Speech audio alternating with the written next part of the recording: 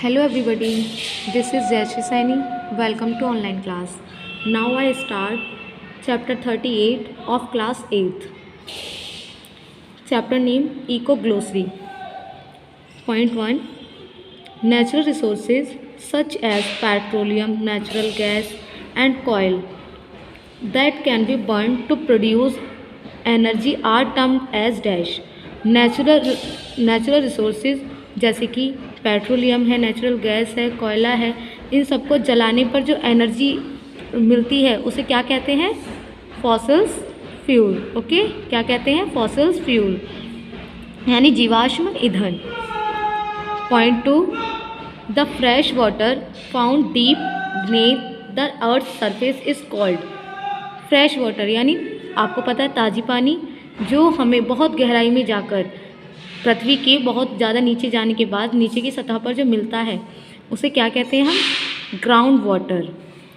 Point 3. The region of the earth atmosphere containing free electrons and ions is called. ऐसा क्षेत्र जो ऐसा वायुमंडल जो क्या कंटेन करता है अपने क्षेत्र में इलेक्ट्रॉन्स और आयंस, उसे क्या कहते हैं? इनोस्फेयर. ठीक है, तो इसका मतलब क्या है? ये एक ऐसी जगह है जैसे आपका है ये एटमॉस्फेयर, ऐसे ही होता है इनोस्फेयर. इसमें क्या होता है? ये एक ऐसी लेयर है, ऐसी जगह है पृथ्वी से लगभग 80 किलोमीटर के बाद होती है ये, और जितना भी होल एटमॉस्फेयर है ना उसे ही हम इनोस्फेयर कहते हैं. मतलब 80 किलोमीटर के बाद की जो आगे का जो वो आता है हमारा एटमॉस्फेयर जो होता है, उससे नीचे एटमॉस्फेयर होता है, उसके बाद होता है ionosphere. Point 4. A plant that sheds nearly all its leave during winter is called.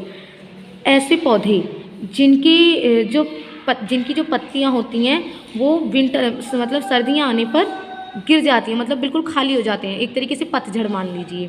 ठीक है, पत्ते सारे झड़ जाते हैं, तो उसे हम क्या कहते हैं? Deciduous plant. यानी जिसके पत्ते झड़ जाते हैं पतझड़ वाले मौसम में, तो उसे बोलते हैं deciduous plant. Point 5. Matter specially dung added to the soil for fertilisation is called. देखिए, मैटर, कोई भी मैटर हो, स्पेशली, अब इसमें स्पेशली बताया गया है डंग यानी गोबर, एडिड टू द सॉइल, उसे हम मिट्टी में मिला लें तो फर्टिलाइजेशन इज कॉल्ड. जो फर्टिलाइजेशन जो उर्वरक जो हमें मिलेगा उसे क्या कहेंगे? मैन्यूर. मैन्यूर आप जानते हो खाद के रूप में हम खेतों में अपने फील्ड में यूज़ करते हैं. Point 6. Natural process like rain and wind cause environment change by weathering the soil away. This is called dash.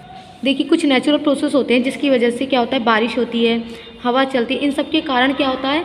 Environment कुछ चेंज हो जाता है. ठीक है, तो by weathering the soil away, जो सॉइल होती है उसे हम सुखाकर जो सुखाया जाता है मिट्टी को, जो उसे फिर क्या बोला जाता है? Soil erosion. ओके. पॉइंट 7.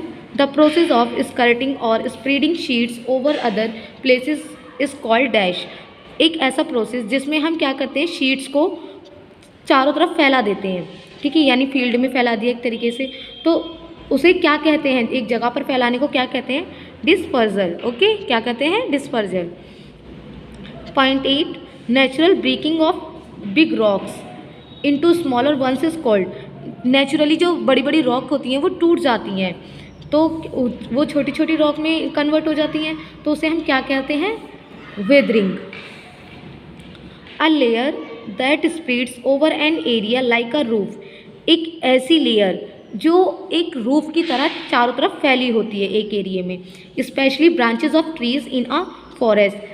खास तौर पर इसमें क्या आया है कि जो जंगल होते हैं उनमें पेड़ों की जो शाखाएं होती हैं वो पूरे जंगल को कवर करके रखती हैं, तो उसे हम क्या कहते हैं? कैनोपी. क्या बोलते हैं? Canopy. The release of gas, liquid और soil from any industry is called. किसी भी इंडस्ट्री से, यानी किसी जो कारखाने वगैरह होते हैं उनसे गैस वगैरह रिलीज़ होती है, लिक्विड बहुत सारी चीज़ें निकलती हैं और मिट्टी वगैरह होती है, तो उसे क्या कहते हैं? इमिशन. क्या बोलते हैं? Emission. Okay, thank you for watching.